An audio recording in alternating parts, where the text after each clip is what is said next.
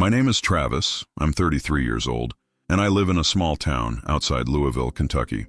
For most of my adult life, I believed that loyalty to family was the same as love, that sacrificing my own peace for their comfort was just what good sons did. But 3 weeks ago, I found out exactly how disposable I was to the very people I thought I'd spent my life protecting. It didn't happen all at once. No, it was subtle, quiet, and timed with cruel precision. But I'll never forget the night it all shattered. The night I was told to leave, not with anger, but with a kind of practiced indifference that stung worse than hate. It was late October, the kind where the trees have already gone bare and the cold feels like it carries memories with it. I had just finished a 10-hour shift at the warehouse. My back ached, and my hands were still red from sorting metal parts in a building with barely any heating. I stopped by the grocery store on the way home, picked up a small chocolate cake with my own money, 15.49s, no candles, no balloons, just a quiet nod to the fact that it was my birthday, my 33rd. I didn't expect a party or presents. That kind of thing had stopped a long time ago, but I guess some part of me still hoped for something. Maybe a simple happy birthday or a hot meal waiting. When I walked into the house, the one I had been helping to pay off for the past 6 years, the silence hit me first. The TV was off. The lights were dim. My mom, Diane, was sitting at the dining room table with her arms crossed and her lips tight. My stepdad, Harold, stood behind her, holding a thick envelope in one hand and my coat in the other. I paused in the doorway, the cake still in the plastic bag swinging slightly from my wrist. "We need to talk," Harold said, his voice flat like he'd rehearsed this. "Why don't you sit down?" I didn't sit. Something in the air felt wrong, like walking into a room after a storm passed through, but nobody had cleaned up the mess yet. "What's going on?" I asked, already knowing I wouldn't like the answer. "You've been here long enough," Diane said. Her voice cracked, but her eyes didn't soften. "You're old enough to stand on your own." I stared at them, then at the envelope in Harold's hand. My name was written on it, neatly, coldly. Not Trav or son, just Travis, like a bill or a termination notice. I didn't open it. "You're serious?" I finally said. "You're kicking me out." "You've got a good job, don't you?" Harold said, shifting the blame like a poker chip across a rigged table. "You don't need to be living here anymore. We need the space. The space. My room. The one I had remodeled myself 2 summers ago when the ceiling had caved in from the rain they refused to fix. The drywall I patched. The floorboards I replaced. The space. I help with the mortgage," I said, trying to keep my voice level. "I paid off your truck last year when the bank threatened to repossess it." Harold shrugged. "And we're thankful. But enough's enough." I looked at my mom again, silently begging her to contradict him. She didn't. She looked away instead. That was the real blow. Not the eviction, not the betrayal, but the silence. The envelope contained a list of storage units nearby and a gift card to a gas station. $50. No note. No sentiment. I carried the cake upstairs. I didn't cry. I didn't scream. I just sat on the edge of my bed staring at the closed box. I didn't even take it out. It sat there on the comforter like a cruel joke. As the hours passed, reality started clicking into place. This wasn't random. This wasn't sudden. It had been coming for a while. The little comments. The way my name was left off the Christmas cards. How my mom stopped knocking before coming into my room. I used to think it was just stress, money troubles, aging. But now I saw the truth. They had been preparing for my exit. Quietly. Coldly. Like planning to get rid of an old appliance. I opened my laptop and started making a list. Not of what to pack, but of what I controlled. The utilities, the internet, the insurance, all under my name. Not because they trusted me, but because it was easier that way. I was the one who stayed on top of bills, who made sure nothing was shut off, who spent nights calculating payment schedules so Harold wouldn't lose his fishing trips or Diane could keep her book club running. And now, on my birthday, they had the audacity to pretend I was a burden. I didn't sleep that night. I started with the internet account, logging in and changing the password, then the electric. I didn't cancel anything. Not yet, but I made sure I was the only one who could. Then I checked the insurance plans, the one that covered Harold's truck and Diane's minivan, their cell phone plans, their streaming services, all things they used without ever once asking who was paying. It wasn't about revenge, not then. It was about clarity, seeing, for the first time, the full weight I had been carrying. By the time the sun started to rise, my decision was made. I wouldn't fight them. I wouldn't argue. But I wouldn't keep being their invisible safety net either. The next day, while they were out, probably having brunch at that diner downtown they always pretended they couldn't afford, I packed what I needed. I left the cake in the fridge, untouched. A reminder. I closed the door quietly behind me, not like a goodbye, more like a seal, the kind you use when you bury something. The motel I found wasn't much. Just a one-story brick building with faded blue doors and a flickering neon sign that read vacancy, like it had given up trying to be inviting. But it had running water, working heat, and most importantly, no one who expected anything from me. I paid cash for 3 nights. That was all I could afford until payday. The manager didn't ask questions. He handed me a key and nodded toward room 6. Inside, the room smelled like old fabric softener and someone else's regret. I dropped my duffel bag by the door and sat on the edge of the creaky bed. For the first time in years, I didn't have to listen for footsteps in the hall or brace myself for passive-aggressive questions about what I'm doing with my life. The silence here was different. It wasn't judgmental. It was mine. That night, I scrolled through job boards on my phone. Not because I needed a new job, but because I needed a new plan. My warehouse work paid enough to scrape by, but not enough to get ahead. Not when I'd been footing the bills for 3 adults for half a decade. I checked my accounts. The emergency fund I'd built up, the one I told myself was for family crises, sat untouched. I had nearly $9 grand in there, but the account was still linked to their login. Diane had insisted it stay that way, just in case, as if her trust came with a safety net she could cut whenever she pleased. I froze the account. No warning, no explanation. Just a few taps and a confirmation screen. No more withdrawals, no more transfers, no more fallback plan for people who had never once considered being mine.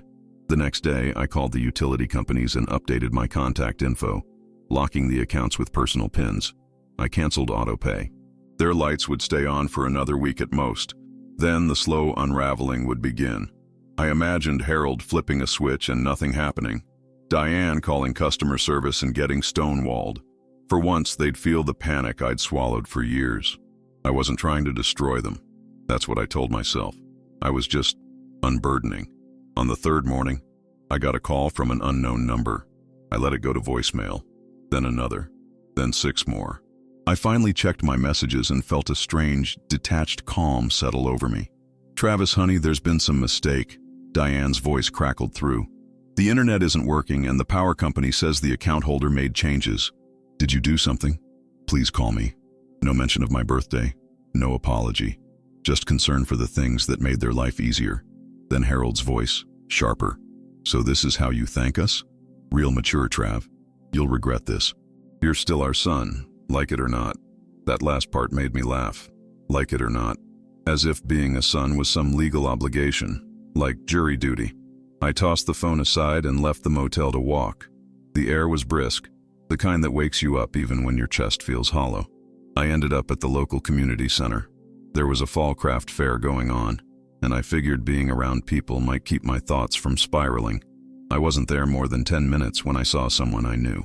Mrs. Pollard, my old middle school librarian, stood behind a table of knitted scarves, smiling like nothing in the world could disappoint her. "Travis Hale?" She beamed. "My goodness, it's been years." I smiled back. Something about her felt safe, grounded, like not everyone from my past had turned cold. We talked. I didn't tell her everything, just enough to paint a general picture. Moved out, getting a fresh start, looking for something more stable. She nodded knowingly, like she could read the parts I didn't say. Before I left, she handed me a scarf. "For the road," she said. "And Travis, sometimes leaving isn't running away. Sometimes it's making room for better things." It stuck with me. I wore that scarf walking back to the motel. I didn't feel like a ghost anymore. I felt paused, but ready to press play again. That night, I got another message, this time from my cousin Drew. He wasn't close with Harold or Diane, but we'd spent a few summers as kids, fishing and sneaking sodas from Grandpa's fridge. The message was short. "Heard what happened. They're spinning stories. If you need a place, hit me up." I didn't reply right away, but it felt good to know someone had my back, even if it was from a distance. I spent the next 2 days researching rentals and studio apartments. The options weren't great, but I found a basement unit in Shepherdsville that was affordable and month to month. It wasn't much, but it had a lock I controlled and a key that no one else had. I moved in on a Saturday morning. The landlord, Mr. Brennan, was an ex-Marine with more tattoos than teeth, but he handed me the lease with no small talk and didn't care why I was there. Once the door clicked shut behind me, I sat on the floor and exhaled for what felt like the first time in months. This was mine, my space, my air, my rules. But that peace didn't last long. On Monday, I came home from work to find an envelope slipped under my door. No return address, just my name again. Block letters, hollow and impersonal. Inside, a note in Diane's handwriting. "We raised you. We gave you everything. And this is how you repay us? Harold's been sick with stress. He hasn't eaten. You broke his heart. Come home and fix this before it's too late." No apology, no accountability. Just guilt, wrapped up in motherly concern like a bitter pill inside honey. I crumpled the note and tossed it in the trash. That night I sat at the tiny kitchen table in my new place and started a new list. This one wasn't about bills or accounts. It was about boundaries, things I would no longer do. Take responsibility for other people's choices. Let guilt dictate my future. Mistake silence for peace. Sacrifice my well-being for borrowed comfort. I slept better that night than I had in years. But I knew it wasn't over. People like Harold and Diane don't just let go of their lifelines, especially when they're used to those lifelines having faces and names and bank accounts. The calls didn't stop. I changed my number. They found my work number. I blocked it. Then came the emails. Not from Diane, not directly, but from people I hadn't heard from in years. Distant cousins, old neighbors, even the pastor from the church we used to attend when I was a kid. The messages were always the same. They're worried. You should talk to them. They're your family. It was amazing how fast people could reach for moral high ground without knowing the story. How easily they could weaponize the word family like it was an iron chain meant to keep you tethered no matter how deep it dug into your skin. Not one of them asked what happened. Not one offered to hear my side. They just assumed, as always, that I was the problem. So I stayed quiet. Let them talk. Let them assume. That kind of silence wasn't weakness anymore. It was protection. The warehouse job grew heavier each day, not just the labor, but the weight in my chest. I worked longer hours, stayed later, volunteered for extra shifts just to avoid being alone with my thoughts in that cold basement apartment. Some nights I'd come home and sit in the shower fully clothed, letting the hot water run down until it went lukewarm. It wasn't sadness, not exactly. It was something deeper. Like grief, but not for a person. For a version of myself that didn't exist anymore. I started writing again. Journaling, mostly. At first, it was just scattered thoughts. But then, like muscle memory, the rhythm returned. Stories came back to me. Old ones I used to make up when I was a kid to escape reality. There was something about creating something from scratch that made the rest of the world seem quieter. On one of those nights, I got a text from Drew again. Came across this. Thought of you. Attached was a picture of a camper van for sale. Used, cheap, but surprisingly clean. Below it, a single line. For the road you don't know you need yet. I stared at the photo longer than I should have. It felt like an invitation, or maybe a dare. The next weekend I drove down to check it out. The seller was an old mechanic named Ray who just wanted it off his property. It didn't start on the first try, but it did eventually. The inside smelled like dust and old oil, but I saw something in it. A space that didn't owe anything to anyone. A place I could make my own. I paid for it in cash, emptied half my savings. Ray handed over the keys, no questions asked. When I pulled the camper into the driveway of my basement apartment, it felt like I'd just towed a lifeboat onto dry land. That night, as I laid in the narrow cot inside the van, I made a decision.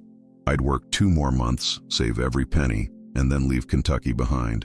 No announcements, no drama, just a clean break. But the world has a way of testing resolve. A week before Thanksgiving, I got a voicemail from Diane that shattered the rhythm I'd built. Harold's in the hospital. Chest pains. It's serious. I don't know who else to call. For a full minute, I just stared at the screen. I felt nothing at first. Then guilt tried to crawl its way in. I pictured the man who yelled at me with a beer in his hand. The man who called me a leech in the same breath he asked for gas money. And yet, he raised me. Or at least he was there when I grew up. That counted for something, didn't it? I went to the hospital. I didn't tell anyone. I just walked in, asked for his room number, and stood in the doorway. He was asleep, machines beeping softly in the background, the television playing reruns of a sitcom we used to watch when I was a teenager. He looked older than I remembered, smaller. Diane was sitting in the corner, a paper cup of coffee trembling in her hands. When she saw me, her face lit up with a blend of relief and panic. "Travis," she whispered, standing like she wasn't sure if she should hug me or brace for a slap. I didn't move. "How bad is it?" She explained it all. Minor heart attack, stress-induced, recovery expected but slow. The doctors said he needed to make lifestyle changes. Diane glanced at the machines like they were keeping him together with tape and promises. Then came the ask. "We need help, Travis," she said. "Just for a little while, until he's back on his feet." I stared at her, at the room, at the man sleeping in the bed who once told me I wasn't welcome in the house I helped keep standing. Something inside me split. Not in anger, not in forgiveness either. It was something colder, cleaner. "I'm sorry he's sick," I said. "But I'm not your safety net anymore." Her mouth opened, then closed. For the first time in my life, Diane had no words. "I hope he gets better," I added, stepping back into the hallway. "But you both made your choice, and I made mine." I left before she could follow. That night I sat in the camper, running my fingers over the steering wheel. I didn't cry. I didn't shake. I just felt settled. Sometimes closure doesn't come in the form of reconciliation. Sometimes it's just being able to walk away without the weight of what if dragging behind you. The next morning, I blocked her number again. 2 weeks later, I sold most of what little I owned, kept the essentials, packed the camper, left my job with a quiet thank you and a firm handshake. No one asked why I was leaving. Maybe they saw it in my eyes, or maybe they didn't care. That was fine either way. And just like that, I left Kentucky behind. The road west felt like a vein I had never followed. Long, winding, unpredictable. The hum of the camper engine became my companion, a steady presence in a life that had been anything but. I didn't have a destination when I left Kentucky, just a direction. Somewhere toward peace. Somewhere I didn't have to explain myself every time I chose distance over duty. The first few days were quiet. Mornings were slow, instant coffee on a portable burner, condensation on the windows, birds chirping against the backdrop of forgotten highways. I parked at state campgrounds mostly, $5 a night, sometimes free. I journaled every evening, not just to record where I'd been, but to hold myself accountable for how I felt. Anger would come and go like a passing storm. Regret tried to hitchhike often, but I never let it in. And guilt? Guilt still rode quietly in the trunk, but it wasn't steering anymore. I made it to Missouri by the end of the first week. Just outside of Springfield, I found a quiet little RV park nestled against a lake. The owner, a guy named Barry with a beard like a lumberjack and a laugh like a diesel engine, waved me in without asking questions. I stayed 3 nights. There was something about that place. The way the mist hugged the water in the mornings, the smell of pine after rain, that felt like a deep exhale. On my second night there, I met a man named Joel around the communal fire pit. He was in his 50s, traveling in a rust-red Winnebago that looked older than I was. We talked about nothing and everything, about the best places to park overnight, about people we'd let go, about what happens when your life doesn't turn out the way anyone planned, including yourself. At one point, I told him a watered-down version of my story. "They called me a freeloader," I said, poking the embers, "after I paid half their bills for a decade." Joel didn't flinch. He just nodded slowly, like he'd heard it before. Maybe lived it too. "You know what the problem is," he said. "Some people mistake dependence for love, and when you stop feeding them, they confuse it with betrayal." That hit me in the chest like a steel toe boot. We didn't talk much after that. Just sat in the crackle of firewood in silence. But that single sentence stayed with me long after I left Missouri. By the time I reached Colorado, I had a rhythm. Drive, stop, write, reflect, heal. I kept a whiteboard clipped to the side of a cabinet in the camper. On it, I wrote 3 words every morning: freedom, boundaries, choice. They were the things I had never been allowed to prioritize back home. Now they were the pillars holding me up. In Denver, I picked up some part-time work doing deliveries. It wasn't glamorous, but it paid for gas and groceries. I met a few people, strangers who didn't know my history, didn't expect explanations, didn't weaponize silence. For the first time in years, I had conversations that didn't feel like interrogations, but still, every now and then, the past tried to reach in. One evening, I got an email from a name I hadn't seen in a long time. Sarah, my stepsister. She hadn't lived with us for years, moved to Texas and built a life that looked nothing like ours. Her message was short, but sharp. Heard what happened. They're making you the villain. You're not. Just thought you should know. That was it. No attachments, no long speeches, just a line of solidarity across the wreckage.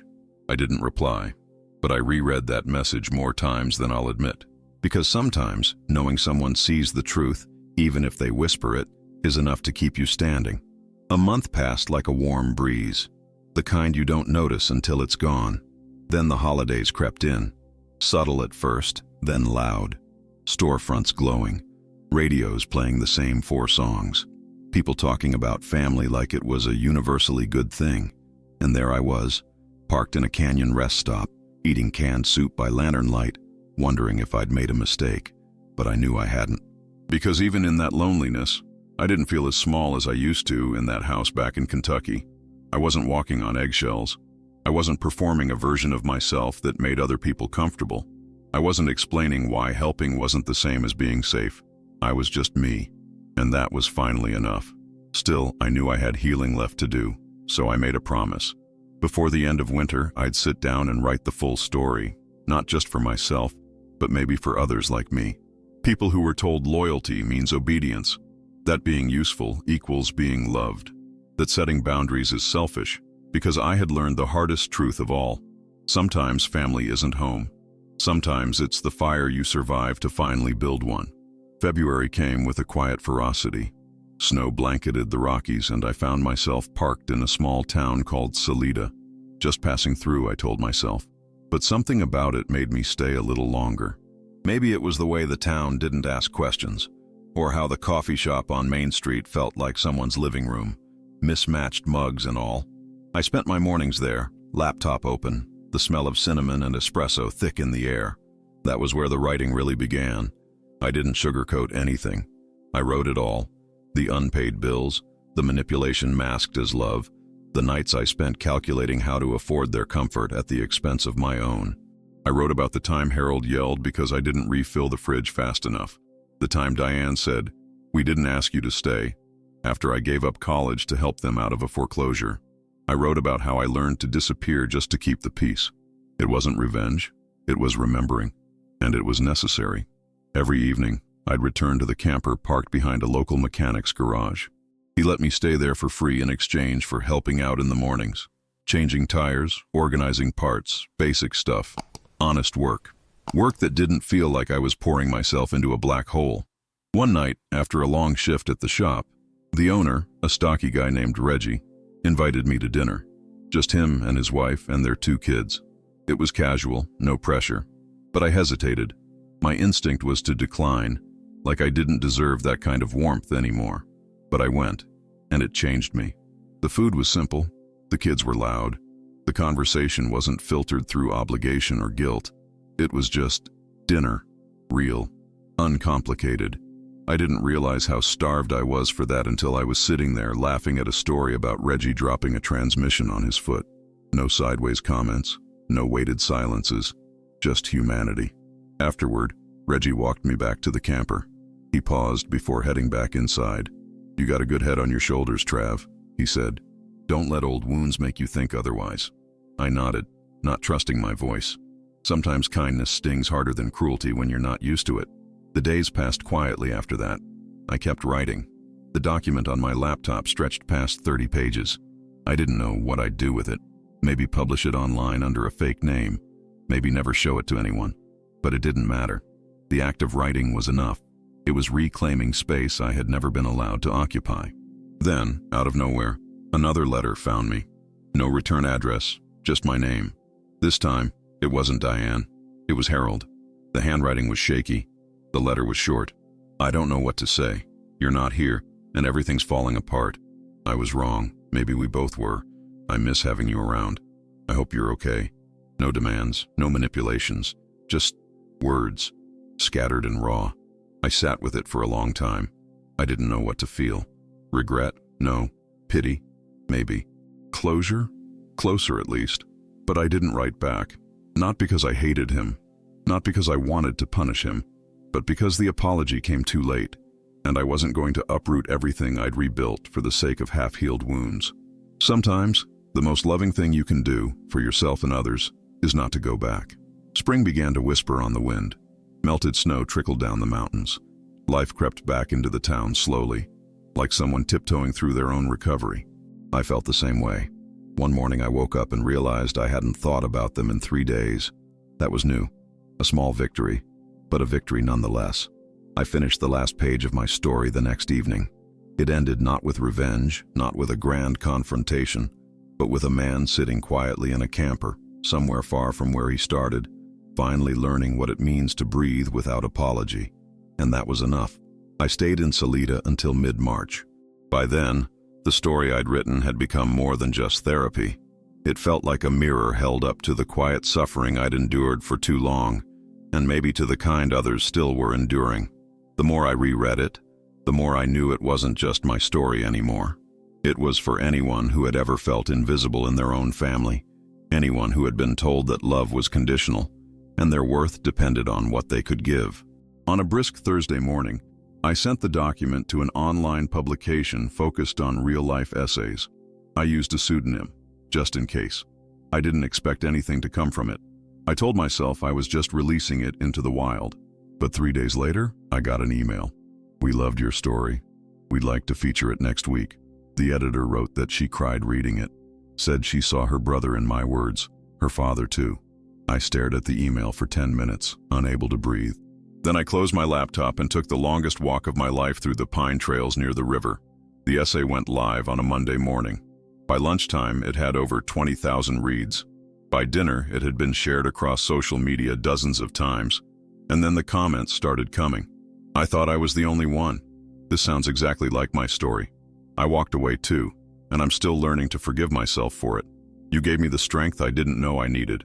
I sat in the camper that night, reading each comment like a lifeline. Not because they praised me, but because I saw, really saw, that I wasn't alone. I never had been. The silence I carried for so long was the same silence echoing in the lives of so many others who had been quietly crushed under the weight of loyalty without love. Then I got a message I didn't expect, from Sarah, my stepsister again. "I know it's you. They know it too. And for what it's worth, I'm proud of you." It wasn't dramatic. It wasn't a plea for reunion, just acknowledgement. And somehow, that was enough. Later that week, I got a letter forwarded to the publication's office. From Diane. It was handwritten, 3 pages long. No excuses this time. No veiled accusations. Just a tangled, hesitant attempt at honesty. She admitted things I never thought she'd say out loud. That she saw how much I had carried. That she didn't stop Harold when she should have. That she knew I was the glue holding the house together long after it should have fallen apart. She wrote that she didn't expect me to come back, and maybe didn't even deserve a response. But she wanted me to know she'd read the essay. Every word. Twice. I folded the letter neatly and slid it into a folder with my journals. I didn't cry, but I did feel something shift inside me. Not forgiveness. Not yet. But the edge of bitterness softened, just a little. And sometimes, that's all healing needs. A place to begin. A few weeks later, I left Salida. Not because I was running. This time, it felt different. It felt like closing a chapter on my terms, with the last word written in my own handwriting. I started heading south, chasing warmer skies. The camper still held all I owned, but my chest felt lighter than it had in years. In a small desert town in New Mexico, I got a part-time job at a bookstore, run by an older couple who'd lived there since the 70s. They didn't care about my past. They cared that I was kind to customers and knew how to stack boxes without breaking them.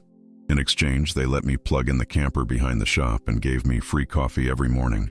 And for the first time in my adult life, I didn't feel like I owed anyone anything. I still get messages about the story. Still get emails from people who say, "You helped me walk away." Some even write back months later to say, "I've started living again." I read every single one.